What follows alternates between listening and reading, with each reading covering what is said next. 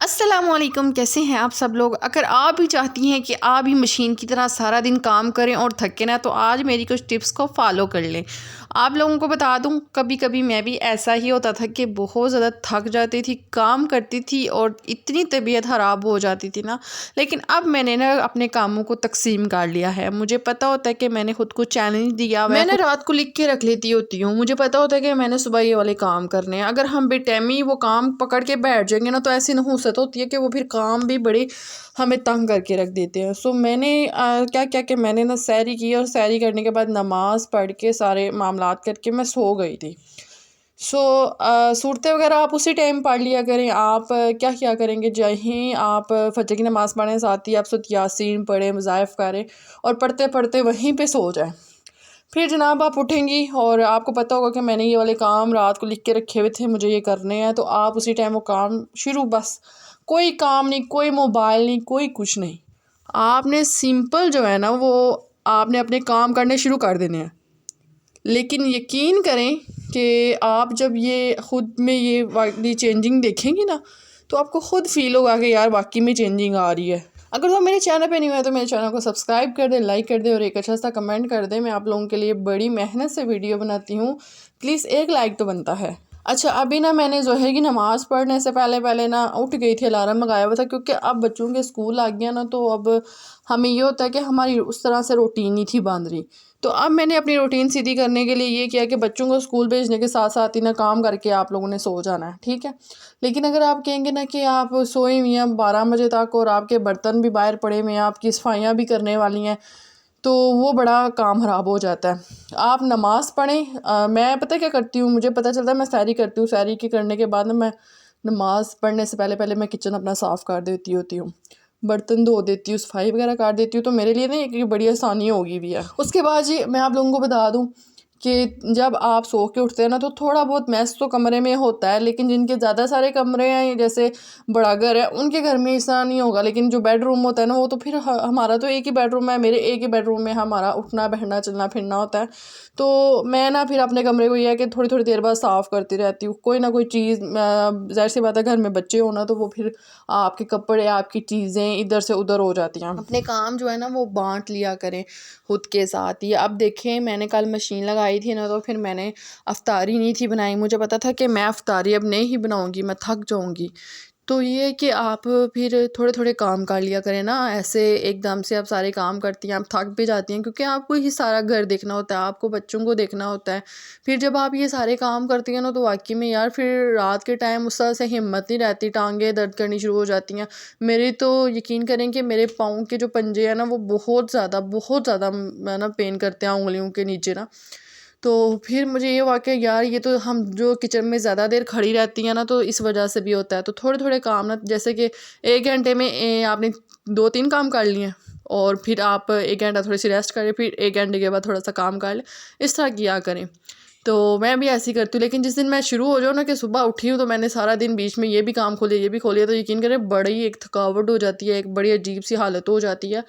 तो बस मैंने खुद को ऐसे ही जो है ना बिज़ी कर लिया हुआ है कि चलो थोड़े थोड़े काम ना मैंने बांट लिए। अभी मैंने रूम की सफाई की थी ना, तो रूम की सफाई करने के ना साथ ही मैंने बर्तन धो लिए। अब मैं तकरीबन 2 घंटे थोड़ी सी रेस्ट करूँगी, नमाज़ पढ़ूँगी, और उसके बाद मुझे अफ्तारी की तैयारी करनी है। और अफ्तारी की तैयारी करने के साथ ही थोड़ी देर बाद मैं ना अफ्तारी बनाऊँगी, फिर रेस्ट करूँगी, और फिर उसके बाद जो है ना मैं खाना बना लूँगी। सुबह सहरी की तैयारी कर लेंगे। बड़ी एक आसानी हो जाती है, बड़ी एक रूटीन बन जाती है। कसम यकीन करें कि पहले मैं ऐसी नहीं थी होती। पहले मैं बीमार रहती थी ना, तो मैं ऐसे अपने पाँव के बल भी खड़ी होती थी ना, तो मेरी टांगों में और एक रात को सारी एचपी शुरू हो जाती थी, टांगें कांपनी शुरू हो जाती थी। तो अब ये ना कि अब मैंने ऐसे काम जब बांट लिया ना, मुझे पता है मैंने खुद ही करने हैं, तो मैं बड़े आराम से फिर काम करती रहती हूँ सारा दिन। हमें को नहीं किसी ने आके इनाम दे देना कि यार आपका ये घर गंदा है या आप ये चीज़ गंदी हुई हुई है। बस अपने टाइम से करते रहें काम, इंशाल्लाह आहिस्ता आहिस्ता एनर्जी बूस्ट हो जाती है। आप जब किसी को खुश करने के लिए काम शुरू करते हैं ना, तो यकीन करें कि बहुत ज़्यादा फिर रुकावटें आती हैं। फिर बहुत ज़्यादा बंदा ये भी सोचता है यार ये चीज़ भी साफ़ नहीं हुई है, साफ़ नहीं हुई। चलें, आज आपने रूम साफ़ किया, कल को आप अपना घर दूसरा लॉन साफ़ कर ले या इस तरह कर ले। तो मेरे पास तो एक कमरा है, लेकिन फिर भी मैंने देखे अपने काम बांटे हुए हैं। अब लोग देखें ना, हेल्पर रखी हुई है, 4-4 हेल्पर्स रख के, फिर भी वो कहते हैं जी घर साफ़ नहीं हो रहा, क्योंकि उन्होंने अपने जो काम है ना वो सिर्फ़ और सिर्फ हेल्पर पे ऊपर छोड़ दिए हुए हैं कि वही करेंगी जो भी होगा। लेकिन यहाँ पे हम जो मिडिल क्लास लड़कियाँ होती हैं क्या करें यार, बच्चे भी देखने होते हैं, काम भी करने होते हैं, फिर ससुराल वालों का मुँह भी देखना पड़ता है।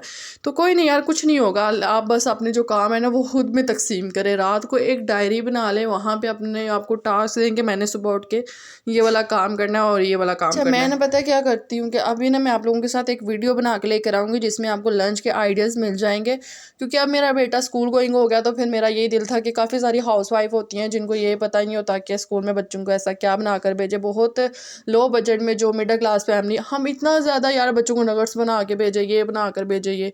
लेकिन मैं कोशिश करूँगी कि कोई आपके लिए ना आसान जो टिप्स होंगी या आइडियाज़ वगैरह होंगे ना वो आप लोगों के साथ शेयर करूँ। बाकी कल मशीन लगाई हुई थी मैंने, तो उसके बाद इनको धूप वगैरह लगवा के ना, तो मैंने कहा था कि चलो कल ना आराम से इनको मैं तय करूँगी। अब मैं इनको आराम से तय करूँगी और कल आने वाले वक्त में ना मैं इनको प्रेस करूँगी।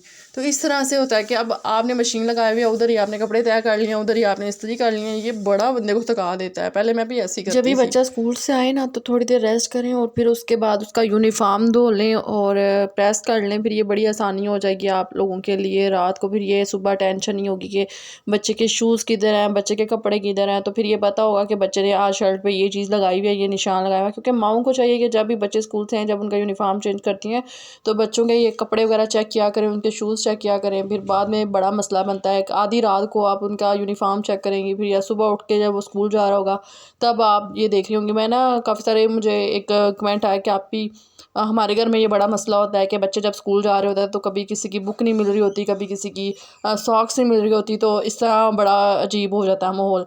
तो मैं उनको ये बोलूँगी कि आप जब भी बच्चे स्कूल से आए ना तो दिन के टाइम सो के उठे, फिर उसके बाद अपने बच्चों का लंच देखें, उसका जो टिफ़िन है वो निकाल के बाहर रखें, ठीक है।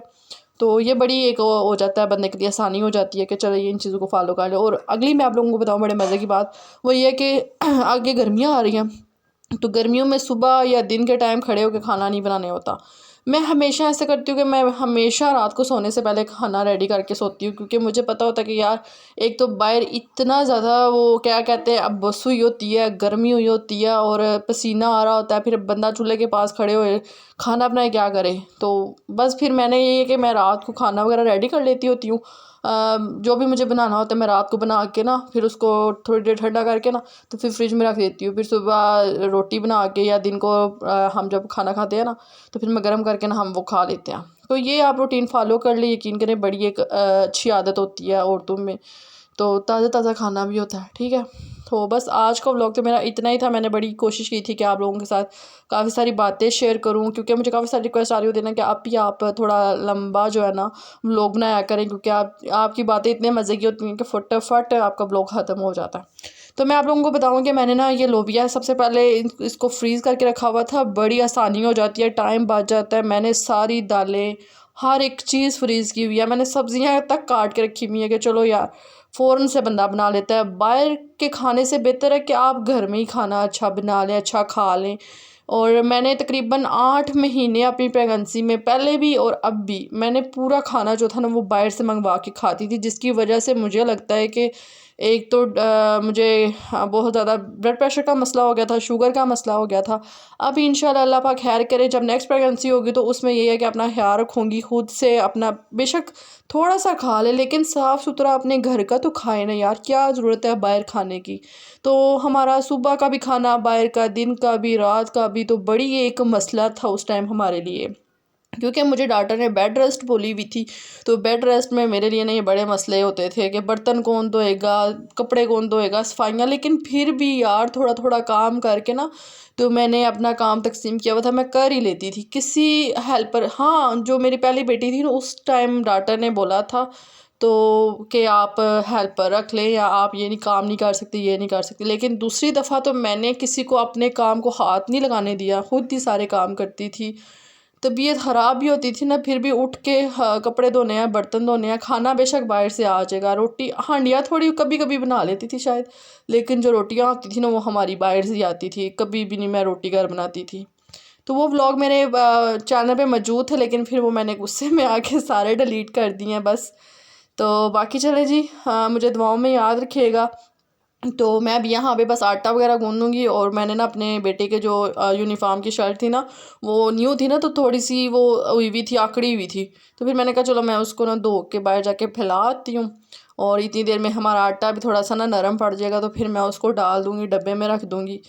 तो यहाँ पे बस मैं थक गई थी, अब मैं पानी वगैरह पीऊँगी और रूम में जाऊँगी, वीडियो एडिट करूँगी। तो मुझे दुआओं में याद रखिएगा। ओके जी, अल्लाह हाफिज़।